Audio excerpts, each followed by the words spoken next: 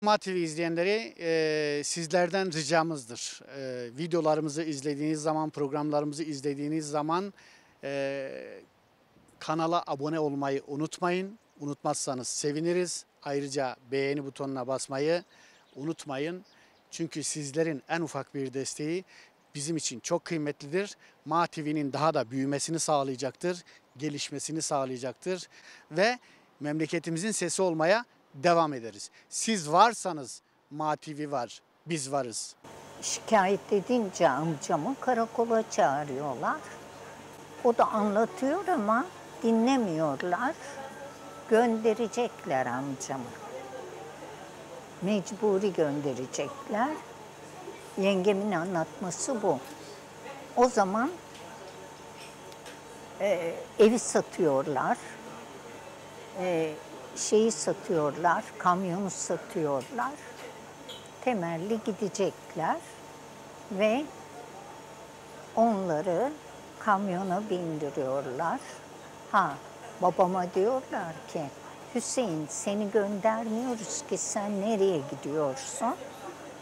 O da ben abimi bırakmam, abim nereye ben oraya diye. Beraber gidiyorlar, kamyona dolduruyorlar. Kamyondan sonra da yük vagonlarına dolduruyorlar. Tabii başkaları da var. Bunları Bilecik'in istasyonunda ileride Kurtköy varmış. Kurtköy'ünde bırakıyorlar. Abim hatta yazıyor, bizi vagonlara bindirdiler, sonra bir köye attılar diye. O Kurtköy'deki insanlar da çok candan yemekler hazırlıyorlar, karşılıyorlar. Fakat alışmışlar ya onlar şehirde yaşamaya, çocuklar için diye düşünmüşler. Duramıyorlar. Zaten annemle yengem de alışmamış, sıkılıyor. İlk yeni geldiler. Büyük üzüntü, yerlerinden koparılmışlar. O ara Bilecik'e gidiyor amcam. Bilecik'te karayollarında İlhami Erna'nın, karayolları mühendisinin İlhami Erna'nın şoförü oluyor, şoförlüğünü yapıyor. Babam da silindir makinistliğini yapıyor. Şose yolunu silindirle geçiyor. Yani silindirle şose yollarını yapıyorlar. Biz de orada kalıyoruz. O ara annem hiç sevmedim elti burayı, hiç sevmedim diyor. 38 yılında. Hiç sevmedim burayı diyor. Tabii eski yerine arıyor, alışamadı. Çok üzülüyor, bir kanama geçiriyor. O ara babam da Bilecik'te tabii. O zaman ambulans yok. Bilecik eskiden daha geri bir yerdi. Hani gelişmiş değildi. Taksi yok, araba yok. Doktor da bir hastaya gidince yaya gidiyor, geliyor. Onun için babam doktora gidiyor. Önce ebe geliyor, kanı durduramıyor. Sonra doktor gelene kadar, babam doktoru bekliyor, getirene kadar annem vefat etmiş oluyor. Bu arada ölmeden önce ben öleceğim diye vasiyet ediyor. Ne olur diyor, elticim diyor yengeme, amcamın hanımına, halam da varmış. Onların saçları uzun örgülü. Böyle kendine doğru örgülerinden çekmiş yatarken, Perihan'ı yanıma getir demiş. Cemal kendini kurtardı. 7 yaşında ne kadar kurtaracak? Ayten annesiz yaşamaz demiş. Perihan'ımı sakın kimseye ezdirmeyin demiş. Beni kucağına almış. Vefat edince kucağından almışlar beni. O şekilde kaybedince tabii hepsi çok üzülüyorlar. Karşıki komşumuz da anlatıyor. Bir Münevver abla vardı. Annen öldüğü vakit burada yıkadılar. Paravan, çarşaflarla paravan yaptılar. O zaman gasilhane falan değil de evlerde müsait zaten evler, ahşap evler. Kapının önünde yıkamışlar. Sonra diyor ben ikinizi de Ayten tabii çok küçük. Ben de 2 yaşında. İkinizi kucağıma aldım, gezdiriyorum. Cemal de böyle dolaşıyordu diyordu Münevver abla biz biraz büyüyünce. Daha sonra babam tabii daha sonra kamyona geçiyor yine. Karayollar kamyonuna geçiyor. Fakat Bilecik'te kalmıyor. Pardon. Babam annemi kaybettikten sonra babaannem diyor ki şeye götürelim, İstanbul'a götürelim çocukları. Babam istiyor ki Cemal İstanbul'da okusun. Bizi İstanbul'a getiriyorlar. Yengemle amcam zaten çıkma yasağı var ya Bilecik'ten. Her akşam imza atılacak ya. Onun için onlar çıkamıyor. Babam bizi gönderiyor İstanbul'a. Benim bir amcam daha var, Hasan amcam. O da Beykoz Kundura Fabrikası'nda ustabaşı. Akşamları geliyor bir bekar odası. Kendine ne kadar bakabilecek? Anne de yanında olur. Hem bize bakacak hem onlara. Cemal de İstanbul'da okula gider diye düşünmüşler. Biz Firuza'da, abim Firuza ilkokuluna gidiyor. Orada başlıyor.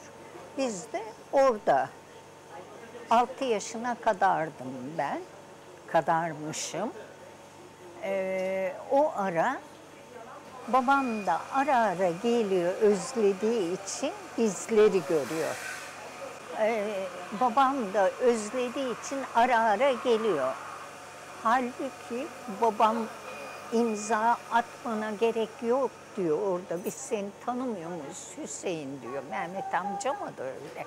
Hepsi tanıyorlar. Ama babam oraya gelince biri şikayet ediyor. İstanbul'a gidiyor diye. Bilecik dışına çıktı diye devlet babama çocuklarım için gidiyorum, çocuklarım orada diyor. Adam 6 yıl evlenmemiş, biz ezilmeyelim diye. Sonra çocuklarını da alıp geleceksin diyor kanunen. Babam da geldi, hatırlıyorum o anları. 6 yaşındayım ama hatırlıyorum. Bizi aldı, halasının kızına Allah'a ısmarladık dedi, bizi gönderiyorlar dedi. İkimiz de elinden tutmuştu, akşama gidiyoruz biz. Meğer abimin anlattığına göre bizi babamı Sansaryan Han'a götürmüşler. Müdüriyete. Abim diyor ki Perihan'la Ayten kardeşlerim küçüktü, 5-6 yaşındaydı. Masanın üstünde uyudular diyor. Ve o şekilde o gece orada kalmışız, sonra mı gelmişiz? O şekilde yine yola revan olmuşuz. Babaannem de yanımızda. Geldik amcamların tuttuğu eve. Orada oturuyoruz. Hani aradık ya o evi. Oraya geldik. O şekilde geldik yani Bilecik'e. Sonra babam bizi okula kaydettirdi. Abim 4. sınıfı orada okudu. Ben 1. sınıfı orada.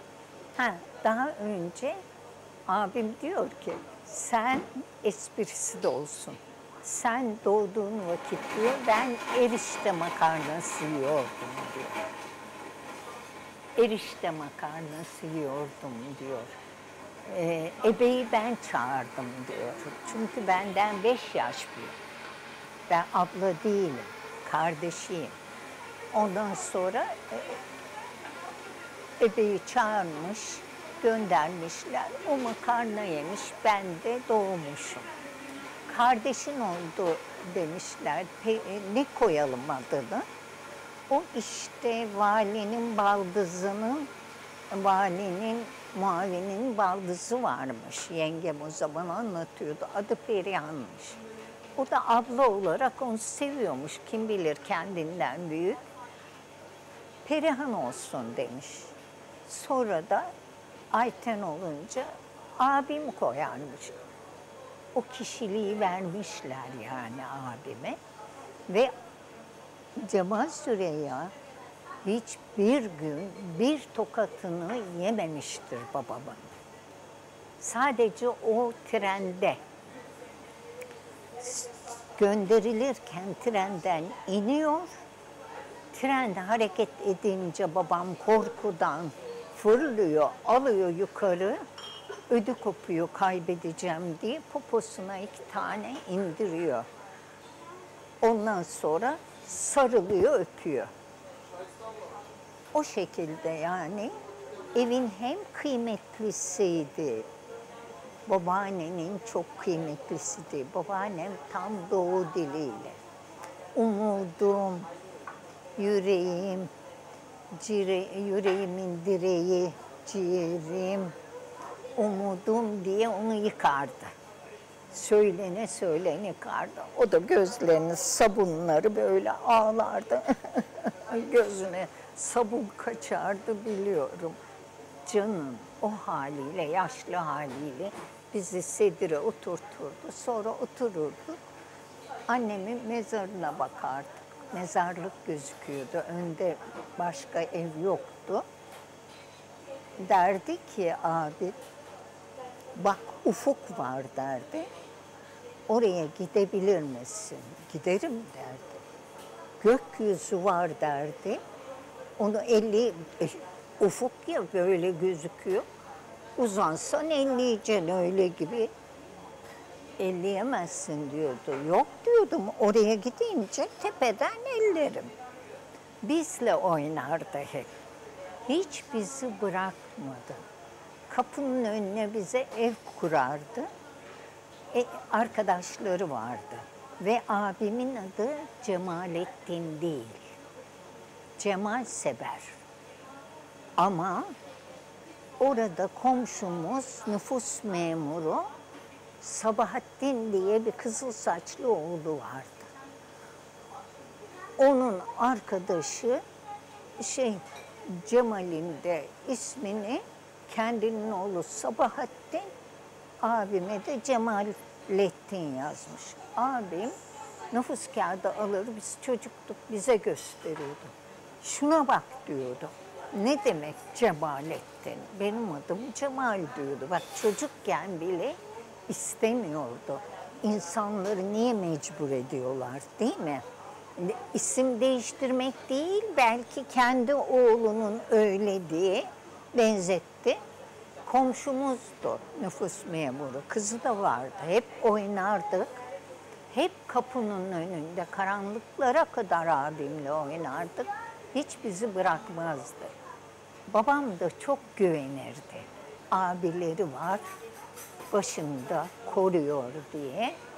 Ve babam sonraları evden haftada 1, 3 günde bir gelmeye başladı. Babaannem de yorgun tabii, çok yorgundu. Yani babaannem de, komşular da çok karışıyordu, hani mahalle baskısı. Niye bu oğlunu evlendirmiyorsun sen? Komşumuz vardı yine doğudan gelmiş, aynı trenle. O komşunun baldızı vardı. Fakat hep bize gelirmiş babam gelince. Yengem diyor ki kaç kere söyledik diyor. Baban dedi ki çok genç. Onun çocuğu olacak. Çocuğu olmaya hakkı var. Ama benim 3 çocuğum var. Ben daha fazla çocuğu ne yapayım? Yani hem bakmak açısından hem büyütmek açısından değil mi? Bir de çocuklarım ezilmesin. Onun çocuğu olduğu için benim. Oysa yanlış fikirmiş meğer. Ondan sonra babaannem de başladı oğlum evlen filan diye. Orada da taassup yer. Yani bir de çocuklu olana da yardım etmiyorlar. Adam bekar ya. Olabilir. Onun için biz ne yapacak? Bu çocuklar okula gidiyor, bakım lazım. Yengem de huzursuz, yengemle babaannem de anlaşamıyorlardı. Sonra halam İstanbul'dan birini getirdi. Orada konuşulmuş, onu getirdi. Bize gelen anneanne Refika Hanım'ı söylemişler, babam istememiş. Demiş ki o şişman, eskiden elde yıkanıyordu çamaşırlar. Çamaşır yıkayamaz, çocuklara bakamaz filan diye düşünmüş ama tam tersi oldu. O Esma da gene öyleydi. Kürtçe biliyordu. Arada şimdi bize masal anlatıyordu. Bize masal anlatıyordu. Masal anlatırken ayı gelmiş, şöyle olmuş, böyle biz de dinliyorduk Ayten'le ikimiz. Heyecanlanırken tam şey yapıyordu, Kürtçe'ye dönüştürüyordu. Biz Ayten'le anlamadığımız için başlıyorduk gülmeye, o da bize güceniyordu.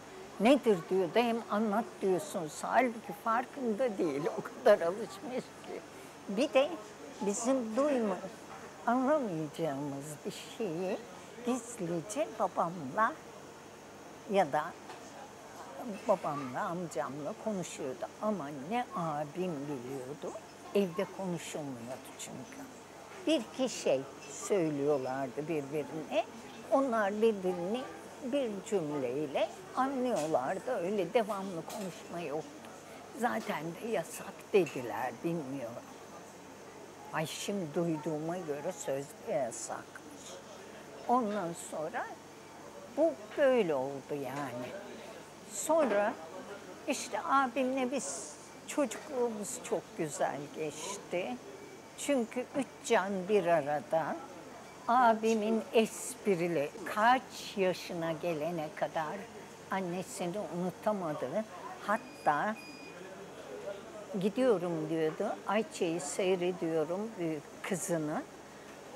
Bakıyorum acaba anneme benziyor mu? Gözlük takıyor, anneme benziyor mu? Memo'ya bazen başörtü örtüyordu, anneme benziyor mu? Şöyle yapıyordu Beykoz'da. Yani hiç unutamadı annesini. Annesine çok hasret kaldı. O zaten öyle. Onu radyoda da anlatmıştı. Mualla Hanım da ağlamıştı dinleyip.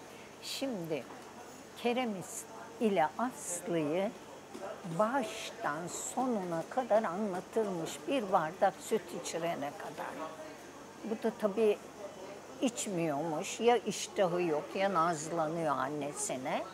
O masalı Kerem şöyle demiş, bütün şiirleriyle anlatıyormuş. Sonra okudum da dedi, hayret ettim dedi.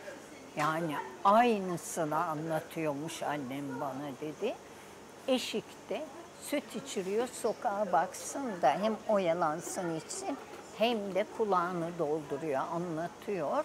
Fakat abim içmeyince annem de sinirleniyormuş, bir tokat vuruyormuş. Niye içmedi diye, o kadar yalvardı diye. Çocuk ama yani o anlatılmaz, yaşanır ancak. Annesizlik yaşanır ancak. Herkesin anneyle gördükçe, hele biz o kadından işkenceler çektikçe annesizliğimiz katlanıyordu. Fakat Babaannem varken pek o kadar hissetmiyorduk. Yalnız annemiz konuşuluyor diye gece rüyamda gördüm. Annem gelmiş orada oturuyor. Diyorum ki 6 yaşındaydım. Bak senin annenim ben yavrum diyordu. Ben annenim Perihan gel yanıma yapıyordum gitmiyordum. Uyanınca da üzülüyordum. Keşke gitseydim yanına. Çocuktum işte gitsen ne olur rüya. Bunu 2 kez gördüm. Demek kuruntu ediyormuşum.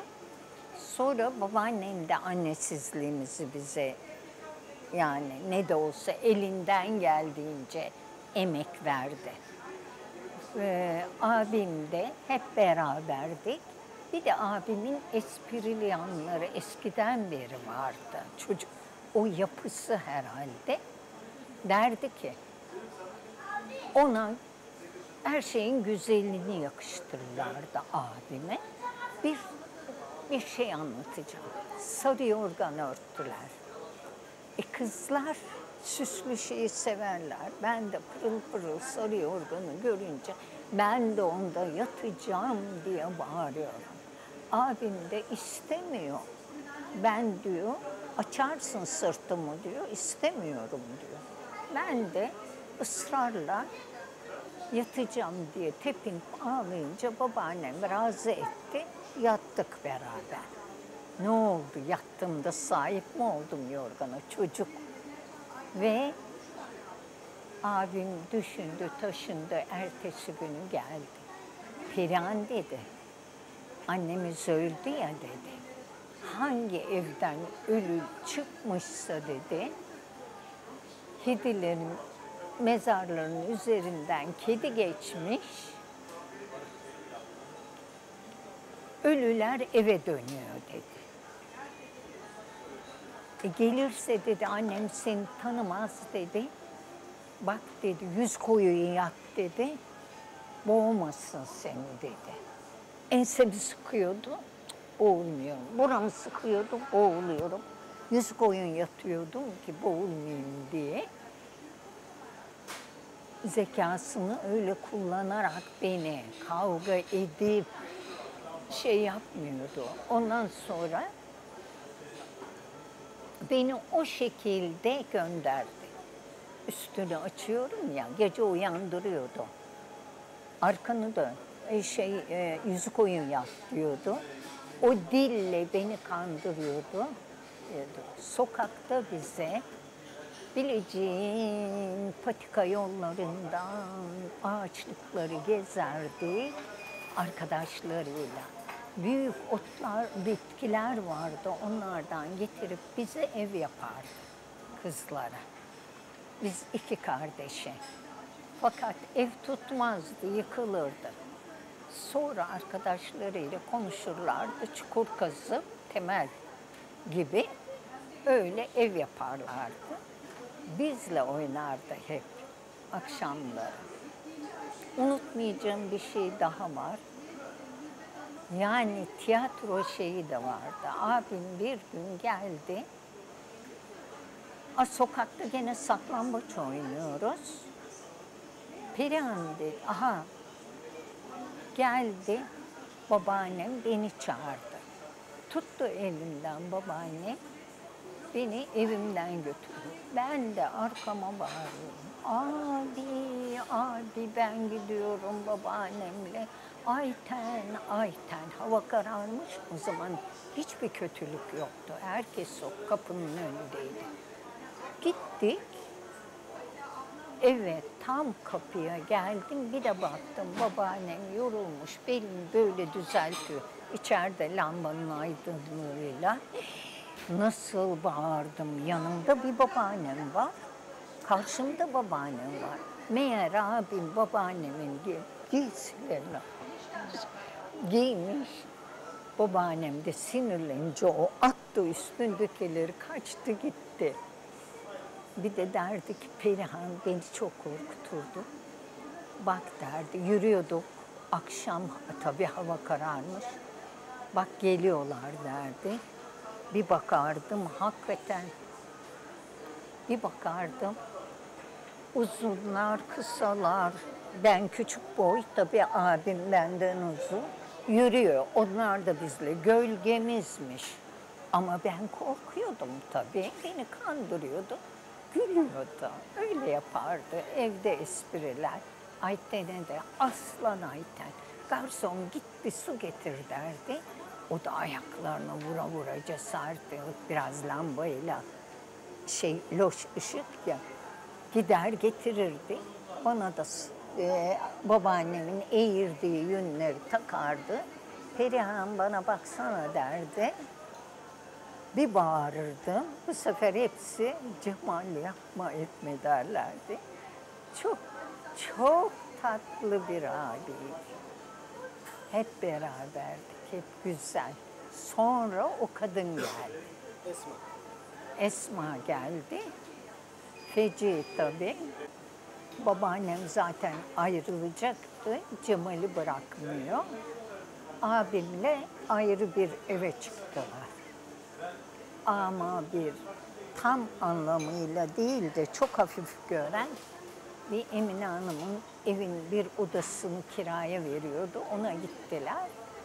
Yani çok yakınımızda oturdular. Babaannem diyordu ki kadına yardım ediyorum. Çünkü yarısını tencereye doğruyor, yarısını yere. Sonra biz de bunun elinde kaldık. Babaannem de geliyordu, biz seviyor, koruyor diye. Babaannemin üstüne yatakları yığıyordu. Biz ağlıyorduk, kalmak istemiyorduk, kaldıramıyorduk da kaç yaşındayız. O da yazık, Perihan, Perihan diye bağırıyordu. Biz nasıl kurtaralım, böyle yazık eziyet çekti. Sonra babama da söyleyemiyorduk tabii. Daha sonra tabii evimiz değişti. Abim de 5. sınıfı bitirdi. Evimiz değişti. Daha büyük bir eve çıktık. Bu gene yanımızda. Abimin küçük bir odası vardı. Orada kitap sandığı vardı. Altan Günal var ya, duymuşsunuzdur. ÖSYM başkanıydı, doktor, Profesör Altan Günalp arkadaşıydı Bilecik'te. Ondan sonra Altan Günalp hatta yazıyor. Cemal'in diyor ne çok kitabı vardı diyor. Biz diyor hep gider sandıktan çıkarır onları okurduk diyor. Getirirdi bir sandık kitabı var diye onlar bile biliyor. Orada yatıyordu abim. Kalkardı abimi hiç hazmedemedi. Kalkardı abimi kalk diye tekmelerdi. Abim de üstüne yorganı atıp o yorgandan kurtulana kadar çıkıp bahçede neredeyse giyinirdi. Öyle çocukluğu geçti. Bir gün yine abim babama söylemiş. Demiş ki kardeşlerimi çok üzüyor. Çok üzüyor, dövüyor demiş. Ben anlıyorum demiş. Hayır dövmedi diyoruz abime de. Çünkü hep onun elindeyiz. Ondan sonra babam da demiş ki çocuktur onlar hani bir tokat bir şeyle sanmış. Ondan sonra abim onun için kırılıyordu. Sonra parmaklarıyla gözlerimize bastırır, kafamızı duvara güm güm vururdu.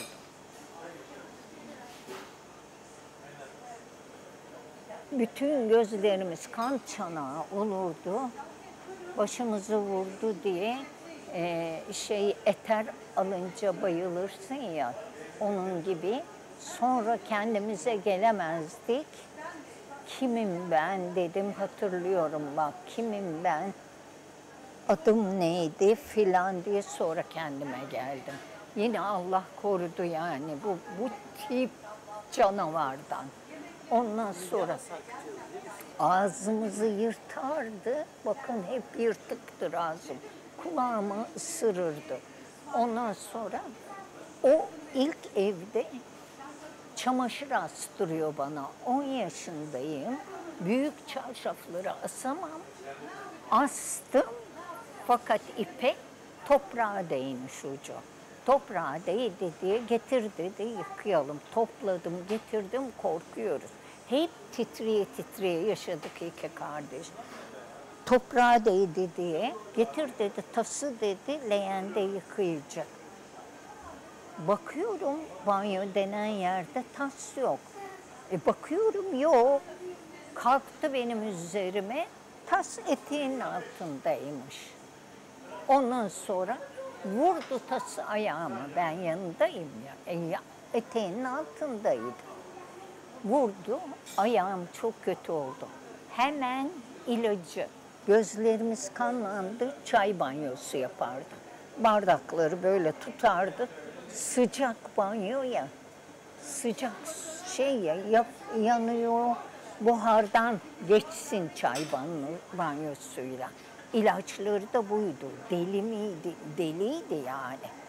Ondan sonra ayağına da şekerli veya tuzlu ekmeği çiğner yapıştırırdı. O çürüklük geçti.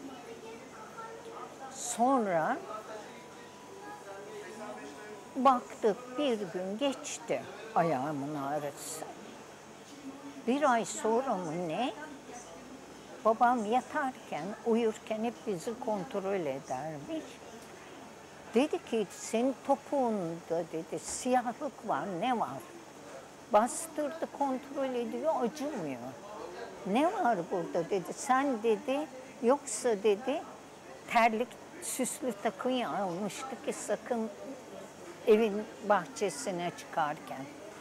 Terliksiz takıyız mı çıktın? Yok. Diken bir şey mi battı? Yok. Meğer çürümüş kemik içinde oraya kan birikmiş. Şişti de şişti ayak, şişti ateşlendi ama akrep ısırdı diyor. Abim için koç almıştı babam. Annem tabii oğlum bir büyüsün okula başlasın. Ben ona kurban, 5'i bitirsin kurban keseceğim dermiş. Onun için o yerine gelsin diye koç almıştı. O da öyle oyunbaz koştu ki koşardı bizle beraber. Ben kaçtıkça arkamdan geliyor, komşuya sığınırdım. Koçtan korktu da ondan oldu. Akrep ısırmıştır da ondan oldu. Kendi vurduğunu söylemiyor. Babam haftada bir geliyor, 10 günde bir geliyor. Ayağım iyice parladı, kıpkırmızı şişti. Hastaneye götürdüler. Doktor demiş ki kangren oldu. Olacak. Keseceğiz dizden, başka çaresi yok. Babam da çok üzüldü. İstanbul dışına da çıkamıyor. Ondan sonra hatta hastanede birkaç gün yattım. Amcamın hanımı da bize ziyarete geliyor. Çocuk ne yer? Üzüm leblebi, şeker bilmem ne getiriyor. Yedin mi? Niye onun getirdiklerini yedim? Hadi onlar için dayak yiyoruz. Yani bir yaramazlık yaparsın da gene dayak yemezsin de bunlar için ne eziyetler çektik anlatılmaz. Daha sonra doktor demiş ki çaresi yok. Babam izin aldı, bizi İstanbul'a getirdi. İstanbul'da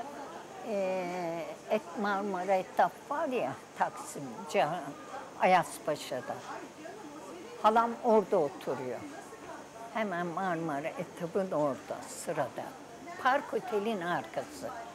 Ondan sonra götürdüler. Orada da üst halam çok ağlıyor. Hastaneye götürdüler. Lapa yapım falan getirin demişler. Ben tabii kendimi bilmiyorum. Kendimi bilmiyormuşum. İlk önce evdeyken beni o ayakla sedirin üstünden yere atıyor. O ayak patlamadı ya. Ondan sonra ateşli iyice bunalmışım ateşten. Sürüne sürüne nasıl eşikten gitmişim. abimin odasına. O kitap sandığına kafamı vuruyormuşum. Abim de kalkmış, demiş, haber vermiş ki Perihan burada, getirmişler yerime. Böyle bir durumda hastaneye kaldırdılar. Daha önce de abim bizdeyken kıskanıyordu. Bir gün dedi ki, dedi, Cemal dedi, yok dedi, korktu abim ondan. Çıktı gitti, amcamı da gidemiyor. Hem onlar o kadar şey yapmıyorlar. Kadından bıkmışlar ama biraz da yengemin işine geliyor. Babam da yok. Amcama gider, gitme demiş amcana. Amcama gitti sandık biz. Çabuk dedi, getir dedi. Bütün kitaplarını buraya dedi, bahçeye. Getirmiyoruz biz, dikiliyoruz, bağırıyor getir diye. Getirdi, benim elimle yaktırdı kitaplarını bahçede. Çok mu? Ne? Kitapları, dergiler, hani ne bileyim ben, eskiden siz bilmezsiniz, o dergiler vardı. Kitaplar, ödevleri, neleri varsa yaktırdı, doldurdu oraya. Kağıt tabii çabuk yandı. Çocuk meğer babası gitme demiş ya, paltosunu şeye sermiş Bodrum'da. Eskiden Bodrumlarda biz temiz tutulur da peynir küpleri filan, peynir küpleri konulurdu ya. Bodrum'da peynir küpleri konurdu. Oraları tertemizdi. Bir kısmında da ev büyük olduğu için bir kısmında da odunluktu.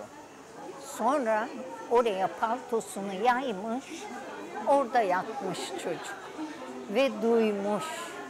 Her şeyin yakıldığını, Perihan'a yaktırdığını görmüş. Sonradan babama anlatmış. Ben amcama gitmedim demiş, böyle böyle. Ha gitti de, dedi, getirin kediyi kurban keselim, kurtulduk. Çocuk sana ne yapıyor? Çocuk yarışmaları girdi 19 Mayıs'ta. Validen dolma kalem aldı, yarışmalarda kazanıyor diye kıskandı, oradan bağırıyor ona. Züppe, züppe diye bağırıyor. Abim de alay ederdi, züppe demesini bile bilmiyor derdi. Ama sonradan konuşuyoruz bunları. Daha sonra baba kardeşlerimi dövüyor. Babam da beni ayrı götürüyordu. Gel kızım ekmek almaya. Sana dedi annen bir şey yapıyor mu filan. Yok yapmıyor, dövmüyor. Hele bir söyleyelim. Gitmiyor ki başımızdan. Ertesi gün Ayten'i götürüyordu. Ayten'e soruyordu. Orada babamın da kabahati yok. Kabahati de olsa babaannem yaşlı gitti. Abim yatılı okula gitti. Garibim babacığımın yüreği parça parçaydı ya. Arkadaşın evine hafta sonları geliyordu oğlu. O kadından çekmesin diye. Ondan sonra daha Bilecik'teyiz. Bilecik'te herkes diyordu, biz bir tekrar Bilecik'e, siz yaşıyor musunuz? Biz masal gibi size herkese anlatıyoruz diye. Ama biz anlatsak abartılıyor sanılır. Onlar biliyorlardı. O gün abim oradaymış. Bir günde köpek girmiş bizim şeye, peynir küpü var ya. Ondan sonra köpeği bir dövdü odunla, bir dövdü. Köpek de insan gibi bağırıyor. Bir komşu ilk defa bir çıktı, Yalçın'ın babaannesiydi, bir çıktı. Dedi ki, bir o çocuklara dokunsan bak ben sana ne yaparım. O kadar sahipli sandık ki kendimizi ama gene aynı yerdeyiz. Kurtulamıyoruz. Daha sonra babam dedi ki, almayın eve dedi. Ben gidiyorum. İşe gidiyor adam.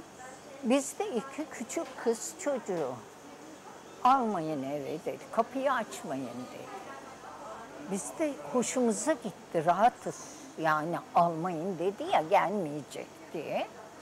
Ondan sonra babam akşama geldi, baktı, oturuyoruz. Kaç gün kimse yok yanımızda. Hiç kimse sahip çıkmadı. Akrabalar orada, herkes kendi keyfinde İstanbul'da. Ondan sonra geldi eve, bir de baktık ki bacadan bir şey düştü. Hani denir ya Noel Baba, bacadan esma indi aşağı. Kurumlarla. Vallahi. Ay adamcağız şimdi bizi bırakamıyor. Oğlunu bırakamıyor. Onu da gönderiyor, gene yapışıyor. Her neyse kadınlar, Cemal'e de öyle yapışıyor. Her neyse yani. Ondan sonra biz mecbur kapıyı aç deyince korkudan açıyorduk. Ondan sonra vay yengenize mi uydunuz, babanıza mı uydunuz? Böyle derdimiz vardı bir de. Babamızın yanına sokulamazdık. Mumya gibiydik evde böyle, hareketsiz. Sonra Görüntü olarak nasıl bir kadındı? anlatmayayım. Anlatmayayım ne görüntü olur. Anlatmayayım, hiç sorma. Yani kilolu bir bela kadındı işte. Canavarın tekiydi, ne diyeyim. Daha sonra Babanızın görüntüsü nasıldı? babam milyon yapılı, yok orta boylu, esmer biriydi. Ama bilecek, hala bak, abim vefat ettikten sonra benim öğretmenimizin evine gittiğimde, abimin öğretmeninin sokağa ismi verilecek diye hala babamı söylerler.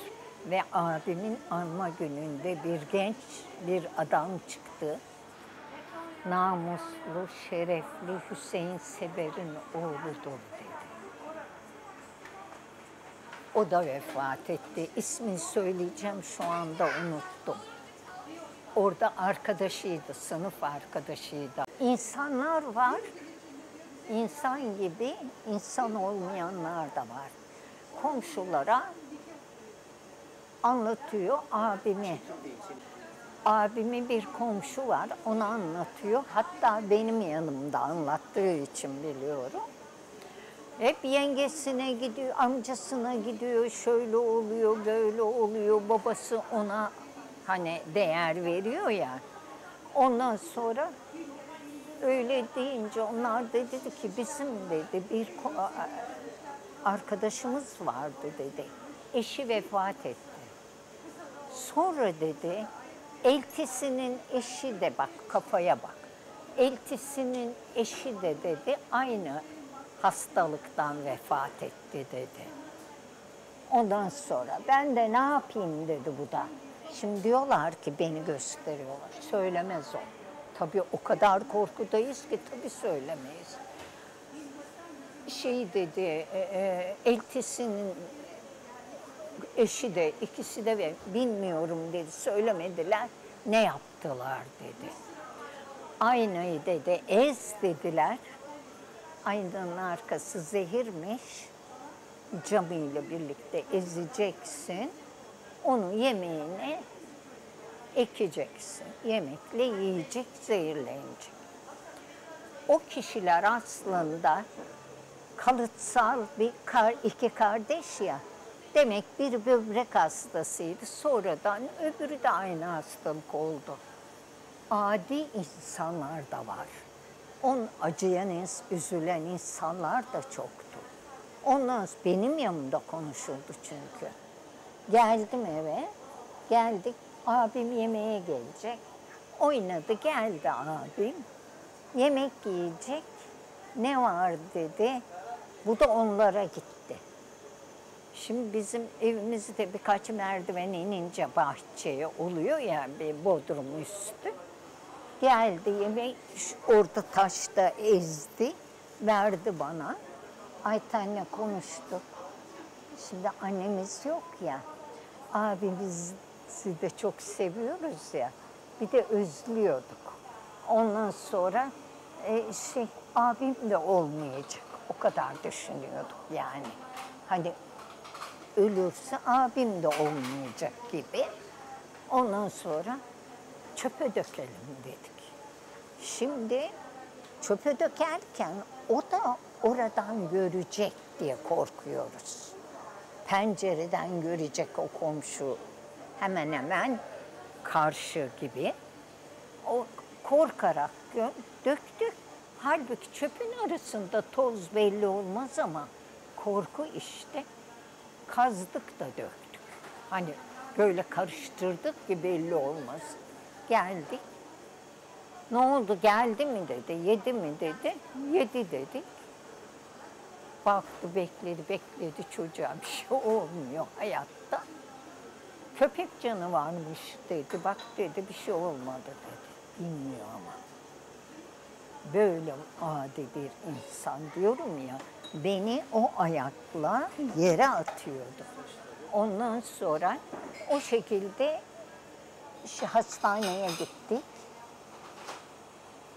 Şişli Çocuk Hastanesi'ne götürdüler.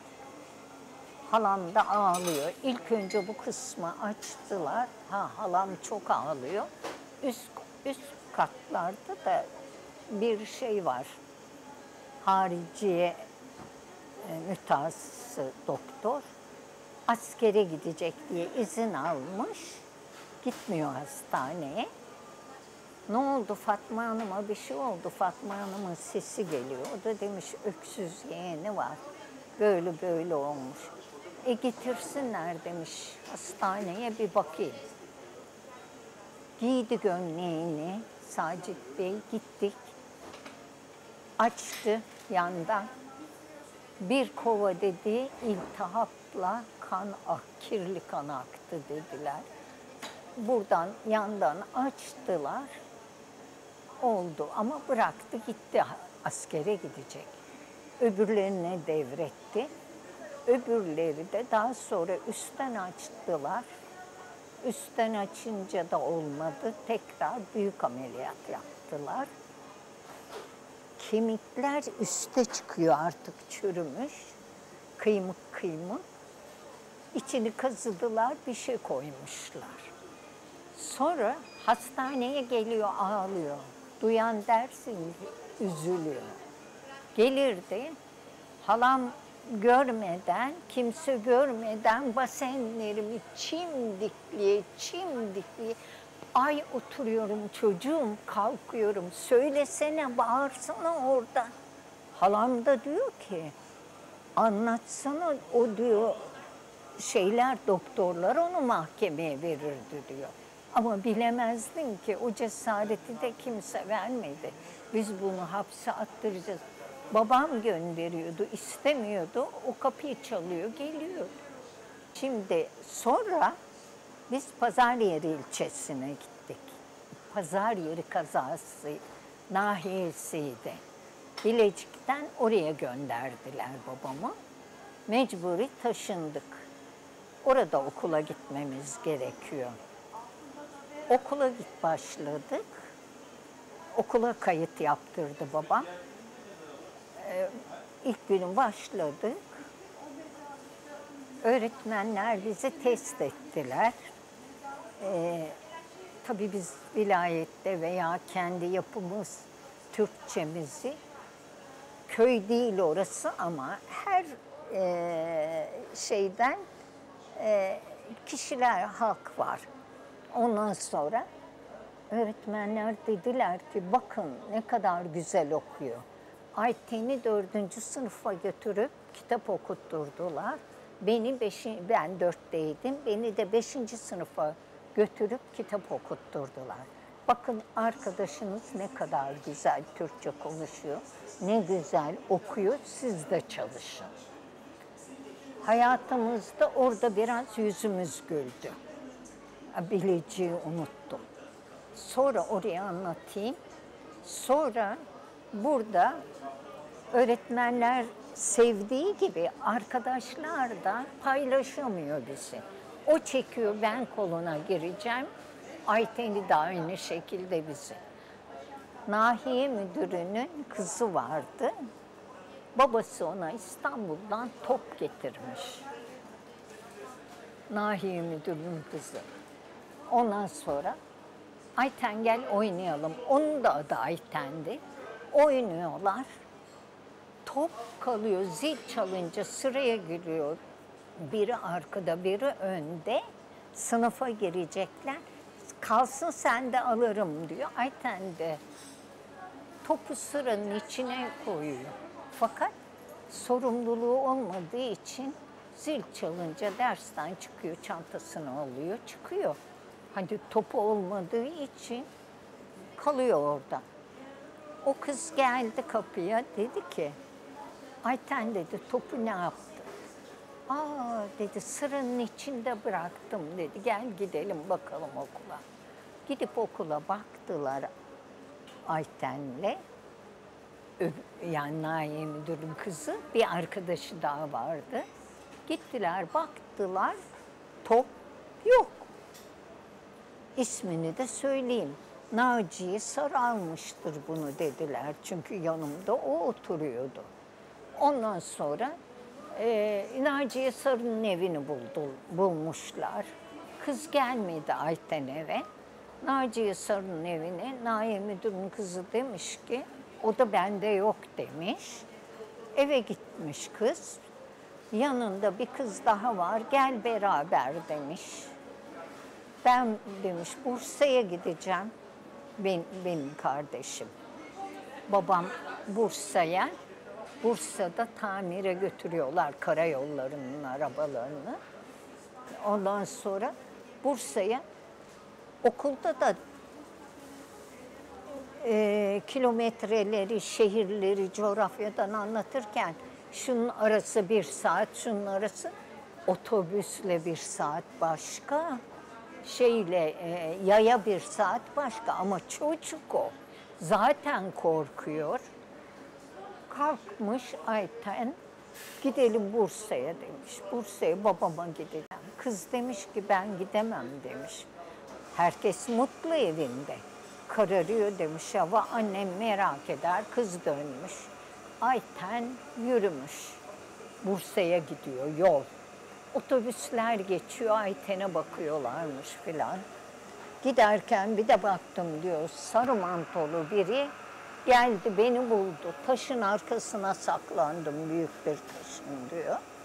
Baktım yakına kepenek giymiş, çobanmış.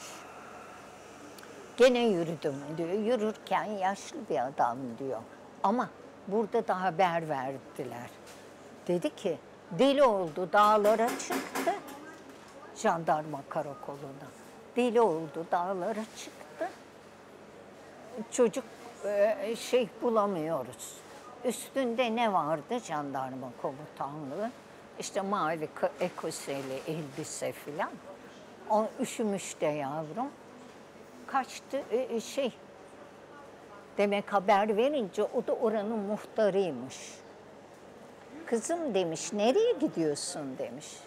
Hiç demiş, babama gidiyorum demiş. Ama akşam karardı demiş. Bulamazsın babanı şimdi demiş. Bu karanlıkta nasıl gideceksin?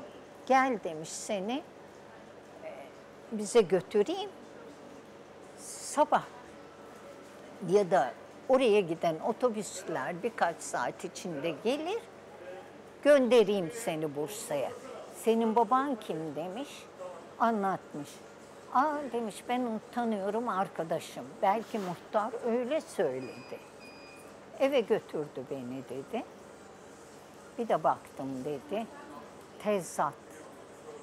Ben nasıl ağlıyorum dedi. Dedim ki dedi amca, eğer yani beni yanlış götürürsen ben babama gitmek istiyorum, dönmem. Bir baktım dedim, eğer muhtarın kızının da düğünü varmış. Tabii orada diyor yapıştırmışlar parlak parlak bir şeyler yanaklarına diyor. Hepsi eğlencede yemek yiyorlar diyor, bana diyor ye diyorlar. Ben ağlıyorum, hıçkıra hıçkıra, daha çok dokundu bana diyor. Hiç hayatını yaşamadı çocuk. Ondan sonra bu sefer haber geliyor. Ayten'i muhtar çıkarıyor dışarı. Tahmin ediyorum. Gel kızım, otobüs geldi diyor. Ayten zeki kızdı. Bak demiş, amca eğer otobüs bu tarafa gidiyorsa binmem. Bu tarafa gidiyorsa binerim demiş. Ha gittiğim. Tamam işte gidiyorsa. Ondan sonra öyle deyince çok ağlıyormuş. Yok demiş yavrum değil, seni babana götüreceğiz, biliyoruz demiş filan. Ondan sonra zorla bindirmişler onu o otobüse. Tabii bekliyor. Bütün jandarmalar aranıyor. Ayten de gülüyor. Ben diyor eskiden de ne anarşistmişim diyor. Garibim. Ondan sonra başına da iyi bir şey gelmedi. O zamanlar insanlar bu kadar kötü değildi. Ondan sonra bindirdiler, getirdiler. Ödüm kopuyor bulunmasa da ne yapacağını biliyorum çünkü. Ondan sonra jandarma komutanlığına getirdiler. Bizi de orada beklettiler. Elimi de sıkı sıkı tutuyor, ben de kaçacakmışım gibi. Ondan sonra geldi Ayten. Ayten duruyor orada. Vallahi deniz gezmiş gibi böyle duruyor. Hiç şey vermiyor, taviz vermiyor. Diyor ki jandarma komutanı, ne yaptı bu sana diyor. Dövdü mü ne yaptı? Hiç ses çıkarmıyor. Eve gönderiyorum, sen gidecek misin? Hani git, ne? Bir şey sordum. Beni dövdü de demiyor, dövmedi. O diyor ki vallahi diyor, ellerim buradan buraya kesilsin ki diyor, ben dövmedim diyor. Benim yanımda yani bir Ayten'in yanında. Şimdi eve gitmeyeceğim diyor Ayten. Dürtüyorum Ayten, deme. Öyle deme diyorum. O hiç çekiyor elini, gene gitmeyeceğim diyor. Haklı çocuk. Ondan sonra nihayet teslim ettiler. Nereye gönderecekler? Babasının evine. Geldi çocuk. Geldi, daha yolda tuttu parmağını kırt ederken ben duydum. Kızın parmağı. Eve götürdü. Bir gün yere attı. Neymiş? Okulda, pazar yeri kazasında yine, okulda öğretmenimiz komşuydu. Bir tanıdık vardı, karşı komşumuz. Çok severdi bizi.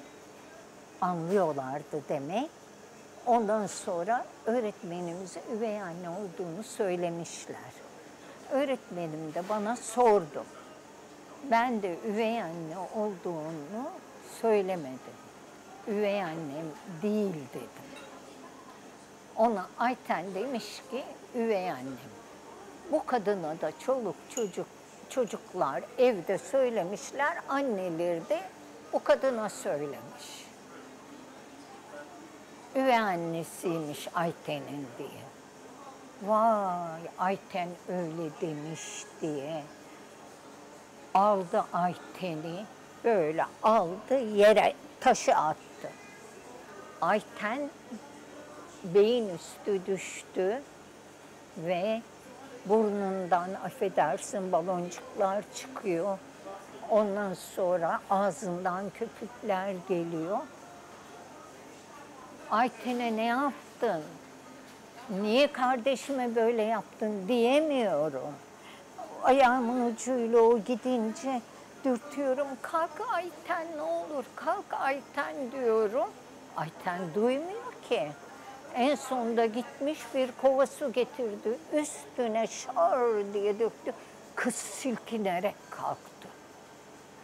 Böyle şeyler yani. Ondan sonra o top Naciye Sarı'dan çıktı. Daha sonra bir gün öğretmen seni dövüyor mu dedi. Ayten dedi ki öğretmen bizi seviyor dedi. Nasıl seviyor dedi. Yok dövmüyor ki dedi.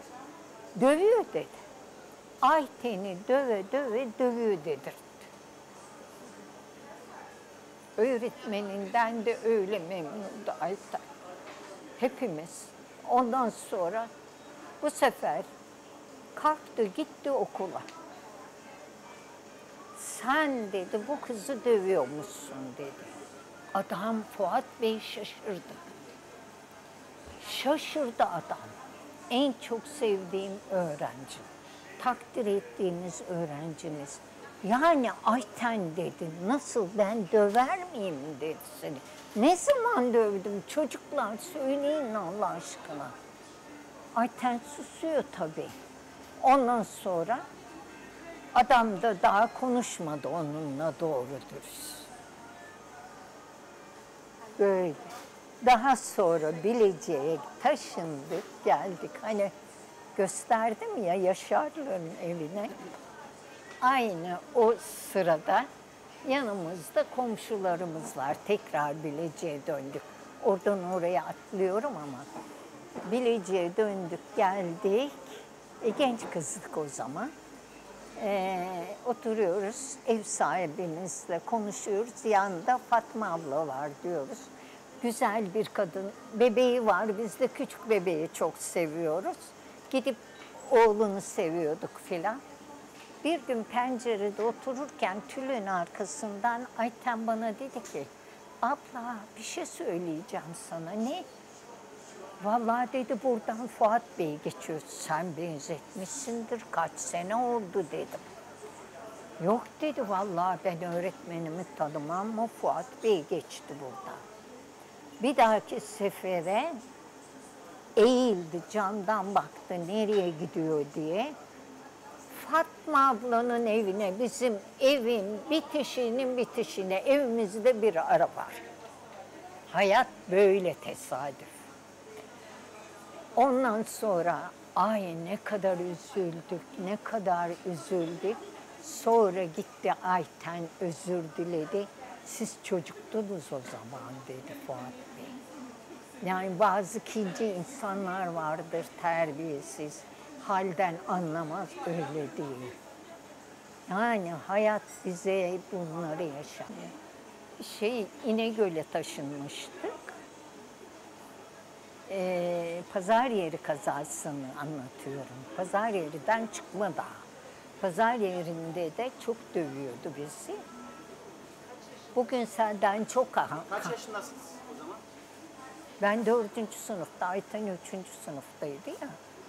Pazar yeri daha Cemal o Atilla sene. var mı o an? Ah canım benim, o yavrum benim o şeydeydi. Haydarpaşa Lisesi'nde. Haydarpaşa Lisesi'nde. Lisesindeydi. Şimdi pazar yerinde niye anlatıyordum? Karıştırdım affedersiniz.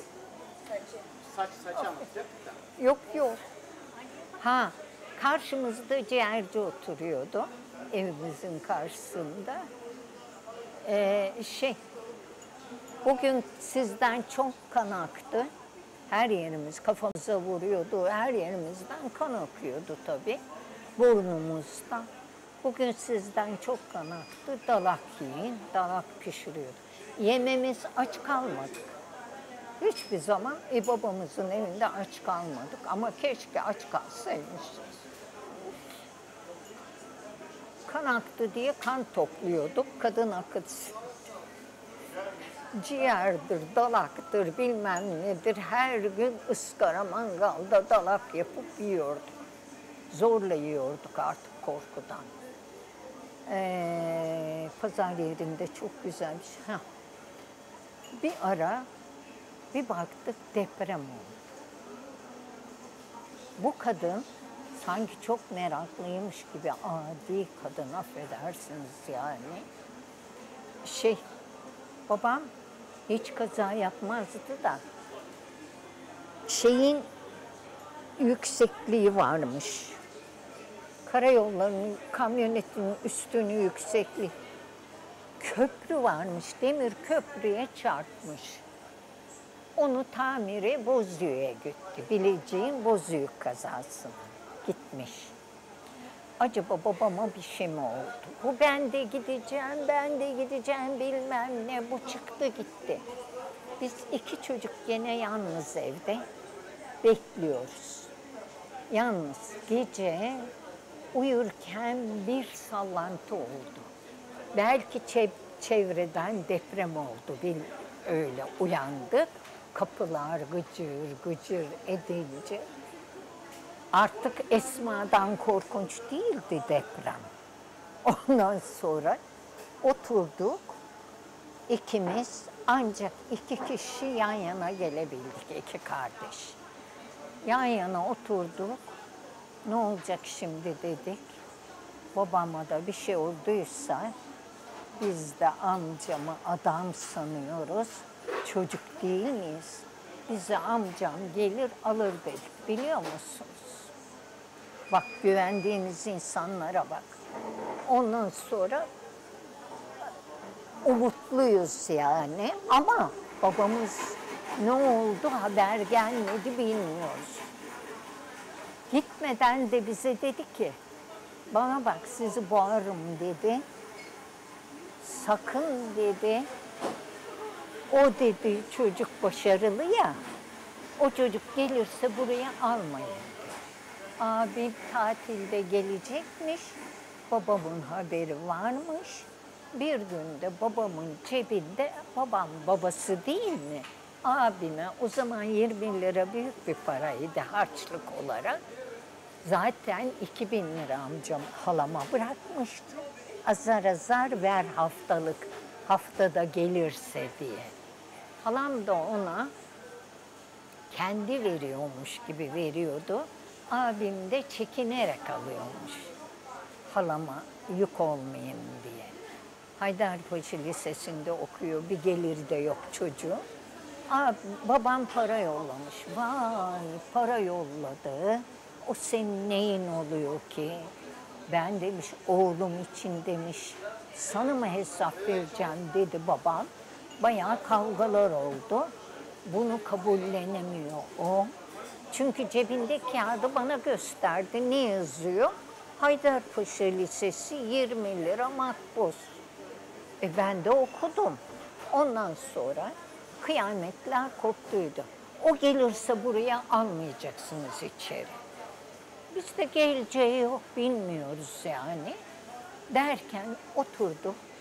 Pencerenin yanında biz kendimizi düşünüyoruz şimdi. Babamızı düşünüyoruz. Ancak 2 kardeş yan yana geldik. Hiç konuşma yok, dertleşme yok. Ayten'le de ben aptalım, birleşemiyorum. Çünkü bizi gene Ayten kaçsa da getiriyorlar eve. Ondan sonra gittim Ayten'le yan yana oturuyoruz. Dedi ki artık böyle oldu, amcam gelir filan derken aydınlık zaten bir baktık camdan karşıdan yakışıklı bir genç geliyor. Abim geliyor. Abim pencereye yakın durdu. Biz de pencereden bakıyoruz. Pencerede böyle divan yakın, sedir yakın. Oturuyoruz. Açın kapıyı dedi. Ayten'e dedim ki sen aç. O diyor ki bana sen aç. Bizi boğacak ya, dövecek ya. Dövmek değil bizimki bayağı. MİT'e gitmiş gelmiş gibi oluyoruz. Ondan sonra o ben açacağım dedi. Ya dedim kızarsa dedim. Alma dedi dedim. Ondan sonra açmadı. Üşüdüm dedi. Bari dedi çantamı bırakayım de. Hani gidip bir kahvede oturayım der gibi. Ellerim üşüdüm dedi. Biz de almayınca çocuk döndü garibim gitti. Karşımızda o dediğimiz komşu. Anlatırım sonra. O kız eşinden ayrılmıştı. Kızından da büyük kızından ayrı yaşadığı için acısı vardı. Abimi gördü, onun annesi. O koştu, kapıya geldi, Anadolu kadını. Ne oldu dedi, o kimdi dedi. Yoksa sizin anlatmış onları. Abiniz miydi? Ay ne güzel çocuktu o, aslan gibi. Nerede o dedi, niye almadınız içeri dedi. Kalktı gitti. Ne olacak, pazar yeri kazası, küçük yer, o da oralı kadın. Gitti, o anneanne oraları aradı. Aradı ki bulsun da kendi getirsin diye. Ne sevdik içimizden o kadını ama ne işe yarar? Abimin de cebinde para da kalmamış. Kaç kuruşu var? Yol parası vermiş. Gelirken de bize defterler, kalemler, bir şeyler almış sevindirmek için. Parası kalmamış. Otobüse binecek parası olmadığı için yaya gidiyor. Karaköy, Bilecik'in Karaköy istasyonuna gidiyor. Yoldan geçen otobüsler görüyormuş. Bütün herkes ona bakıyormuş. Kurtlar bağırıyor diyor. Köpekler bağırıyor diyor. Ondan sonra korkuyor da yazı. Ama hiçbir otobüs de almamış, dememiş ki gel nasıl yaya gidiyorsun. Karaköy'e Zeynep'lere gitmiş. Hani o mezarda Zeynep'in, Ali'nin, o da beraber trende beraber gelenlerdenmiş Ali amca. Ondan sonra gitmiş, bütün bize aldıklarını Zeynep'e vermiş. Çok üzülmüş, kırılmış bize, haklı. Hem biliyor ama hem haklı. Ondan sonra babam geldi, duydu. Vay oğlu, alınmamış evi, neler yaptı onu, neler yaptı. Bir de bizi dövüyor. Aldınız mı? Yaklaştım o kapıya. Çok ilkel bir, anlatamam.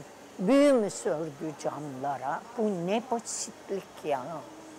Normal de değildi, anormal de değildi. Dahası vardı yani bunun. Vahşi cani. Kuyuya gelemedik daha. Çünkü Bilecik'te daha çok şey vardı. Neyse kuyuya gelelim. İnegöl'e taşındık. İnegöl'de oturuyoruz. Mutfak şu kapların olduğu yerde, ev bu tarafta. Şu şeylerin olduğu yerde, o kadar uzak mutfak. Mutfak denen diye bir yer yok da, orada ocak var, kapı baca yok yani. Ondan sonra burada 2 oda var.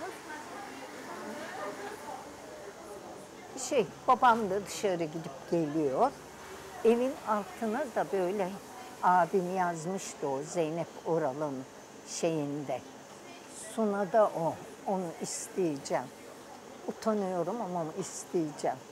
Ondan sonra rutubet yer, evin altından, tahtaların altından su gözüküyor. Yakıyoruz sobayı, ne kadar ısınıyor öyle. Neyse, orada oturuyorduk, orada tuttu, balık pişirildi filan. Balığı kedi kaptı diye bıçağı aldı, beni bıçakladı.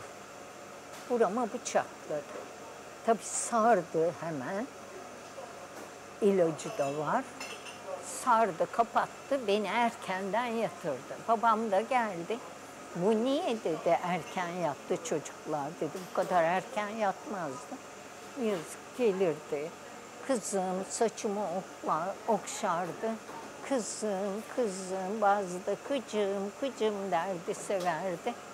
Ondan sonra niye erken yattı? Uykuya ver derdi. Uykuya verirdim ben kendimi. Yorganı açtı, babam ki Sarbi'yi gördü. Çünkü Sargıyı gördü, ne oldu dedi. Çiviye taktı dedi. Hep öyle. Kafamı çiviye takıyorum. Yarıklar var. Onlar hep öyle, babaannem sorar. Bunun ağzına ne oldu diyorlar. İki kardeş birbirini yoluyor diyorlar. Babam da üzülüyor. Ben sizi annesiz büyüttüm. Ben size kıyamıyorum. Siz niye birbirinize kıyıyorsunuz? Babam da üzülüyor. Birbirinize düşman mısınız diye söyleyemiyoruz da. Ondan sonra bir şeye anlatıyor. Nerede kaldı? Nerede kaldı? Ha, bıçaklamış. Babam feneri aldı. Feneri aldı, takip etti. Neredeki çiviye taktı diye. Bütün şöyle Arnavut kaldırımı gibi beyaz taşlar var ya, araları çimenlik. Taşların üstünde kanlar var. Ben korkudan böyle kaçtım oraya. Ondan sonra çiviye taktı dedi. Oralar niye kan içinde filan, kıyamet kopardı. Bu kaçtı gitti, Ayten'i aldı, İstanbul'a gitti. Ha, daha gitmeden önce Ayten'i kuyuya atacaktı. Şimdi bahçe kuyusu var, bir de köşe başlarında çeşmeler var. Sulak yer olduğu için 2 metre aç İnegöl'de su çıkıyor. Ondan sonra bazı yerde eğil al böyle. Ayten'i kuyuya atacak. Nereden aklına geliyor? Ne oluyor? Kızı uykudan uyandırıyor, dövüyordu. Uykudan uyandırıyordu ya. Ne görüyor, ne hayal görüyor anlamıyoruz. Ondan sonra kuyuya atacaktı. Bir de orada yanımızda bu sol tarafta marangozhane var. Hızar sesleri duyuluyor. Sağ tarafta da komşumuz var. Komşumuzun da duvarında komşu kapı olurdu eskiden. Oradan dışarı çıkmadan birbirlerine geçerlerdi. Diyelim ki iyi bir komşuluk olunca biz onlara geçelim, onlar bize. Onlar kapatmışlardı Esma'dan dolayı ama duyuyorlar demek. Ondan sonra hemen geldi güm güm güm güm güm biri kapıyı çaldı. Ayten kurtuldu. Ayten kurtuldu. Sonra beni atıyordu, saçımdan tuttu, kuyuya sarktı. Anneciğim yapma yapma derken. Böyleydi yani. Kurtulmanın. Ayten elinden kaçıp kurtuluyor. Ha? Ayten elinden kaçıp kurtuluyor mu? Ha, o Bilecik'te. O yok. Kendi bırakıyordu, kapı çalındı ya. Kadın kapıyı çalınca gidip kapıyı açıyordu, bakıyordu ki kimse yok ama bırakmış oluyordu ve unutuyordu. O kalıyordu orada. Ondan sonra o Bilecik'te kaçmalar var, anlatayım. Önce İnegöl'ü anlatıyorum. Dedi ki bir oraya da yine tabii sade Bilecik'e değil, İnegöl'e de gelenler olmuş, oraya gönderilenler olmuş. Bir İzzet amca vardı. Şükrü amca mı, İzzet amca mı neyse o gelirdi bazı babamla. Bir gün dedi ki İzzet amcaya demiş ki bu korktu İstanbul'a gitti. Kavga ettiler abim için. Korktu İstanbul'a gitti. Ayten'i de aldı. İlle birimizi rehin alacak yanına. Ondan sonra ben de oturdum dersimi yapıyorum. Kapı çalınıyor. Gayri ihtiyari babama değil. Babam her zaman yanımızda olmuyor çünkü. Dalmışım ders yaparken ay geldiler. Ay geldiler demişim. Babam da dedi ki Niye korkuyorsun kızım dedi. Kim geldi dedi. Gelirse gelsin dedi. İstemiyorsan hiç gelmesin dedi. Niye korkuyorsun dedi. Size kaç kere sordum söylemiyorsunuz dedi. Niye korkuyorsun gelmesini istemiyorsan? İstemiyorum diyemedim gene. Sustum. Sonra babam gitmiş o Şükrü amcayla kahvede konuşmuş. Demiş ki artık çocuklarımı ayıracağım. Çünkü babam da üzülüyor. Bıçaktır bilmem nedir. Şiş buradan buraya. Örgü şişi. Ondan sonra o şişin üstüne düştü. O bıçağı üstüne düştü ya da çiviye takıldı. Babam da inanmıyor. Şükrü amcaya söylüyor. Onlarla da görüşürdük. Gider gelirdik. Bir gün baktım Şükrü amca ile ikisi geldiler oturdular. Otururken babam bir tartışma açtı. Bir tartışma açtı. İzzet amca da, İzzet'miş Şükrü amcam neydi? Dedi ki, ne bağırıyorsun ya dedi, ne söylüyorsun dedi. Sen sahipsiz mi sandın onu? Ay ne kadar kızdım adama, çok kızdım inan içimden. Kendi dedim bilmiyor da dedim söylüyor. Ne dedi? Sahipsiz mi sandın? Onun arkasında ben varım dedi. Ben dedi götürürüm dedi. Ne sanıyorsun dedi. Babam da dedi ki ne o kadar müdafaa ediyorsun, götürüyorsan götür dedi. O da dedi ki hiç durma dedi. Topla eşyanı götüreceğim seni dedi. Kadın kalktı topladı eşyasını. Tabii ne var ne yok anneciğimden kalan hatıralar. Hepsinin ne var benim çocuklarıma dedi 2 kap dedi. 2 yatak bırak ne götürürsen götür dedi. Zaten ne olacak ki o zaman da. Ondan sonra gitsin dedi. Tamam götür dedi. Şükrü amca aldı götürdü bu. Dur dedi çağıralım dedi. Şükrü amca gitti. Allah'ım bize bir yıldız doğdu sanki. Ama bak ondan sonra Şükrü amca götürdü. Götürürken bu giderken ille birimizi alıyor ya. Ben gitmem dersem babanı tuttun diye feci işkence çekiyoruz. Çünkü banyoda takunya ile vuruyor kemiklerimize. Sonra tuzlu suyu eritiyor tasın üstünde. Tuzlu suyu döküyor. İnanır mısınız? Ondan sonra bunları yaşadığımız için korkuyoruz. Tuttu benim elimden, beni de aldı götürdü. Bindirdi kamyoneti, beni de aldı götürdü. Baban orada değil mi? Babam orada. Bırak benim kızımı dedi. Ondan sonra çekti götürdü. Babam nereye götürecek? Şükrü amca götürdü oraya. Şükrü amca da dedi ki yolda, şimdi getirdim ama dedi, bizim evde yer yok dedi. Burada dedi cami hocası var dedi. Onun dedi bir misafirhanesi, misafir odası var dedi. Oraya götüreyim dedi.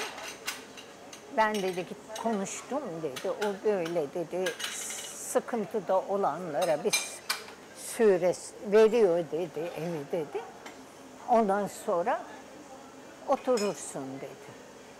O gece yalnız biz hocanın evinde kaldık. Hoca da dedi ki, kızım dedi, yani dedi şimdi dedi ne kadar olsa dedi, benim de bir evim var dedi. Hoca, benim de bir düzenim var dedi. Allah rızası için misafire başımın üstünde yeri var, şeyim açık deyince içim acıdı. Bu ağlamaya başladı. Bak şimdi. Ona çocuğuz işte gene bir duygu var içimizde. vicdan var. Ama kalsın istemiyorum. Yalnız hani böyle şeyler duyunca hoşlanmıyor insan herhalde. Ondan sonra babam gelsin beni alırken onu da annem de gelsin diyecekmişim. Tabii hep öyle. Kaçtı. Ondan sonra bu sefer geldi Şükrü amca dedi ki baban geldi dedi, çağırıyor dedi. Şimdi biz gittik karşılıklı böyle. Ayten babamın elinde. Ayten kurtuldu canım benim. Ben onun elinde. Şükrü amca da bizim tarafta. Babam diyor ki Perihan gel diyor. Ben gideceğim, gidemiyorum. Çekiyor beni. Perihan gel dedi. Babam beni dedim hiç görmedim ama babam beni dövse de alsa götürse de hani dövdü de götürdü olsun. Ondan sonra bak onu istiyorum, bekliyorum. O anda Şükrü amca dedi ki bırak çocuğu artık dedi. Babam yürüdü geldi, çekti elinden Esma'nın, beni aldı götürdü. Ondan sonra biz çıktık gittik, babam bizi götürdü. Şimdi götürdü babam ama iki elimizden sıkı sıkı tutmuş. Korkmayın kızım dedi, ben sizin babanızım, yanınızdayım. Şimdi adam zavallı, mecbur işe gidiyor. Gene gelecek. Onun için dedi, karnınız açtır dedi. Lokantaya götürdü. Bize eve getirirdi. Benim ellerim küçük, yoğuramazdım. Yalnız kalmıştık bir ara.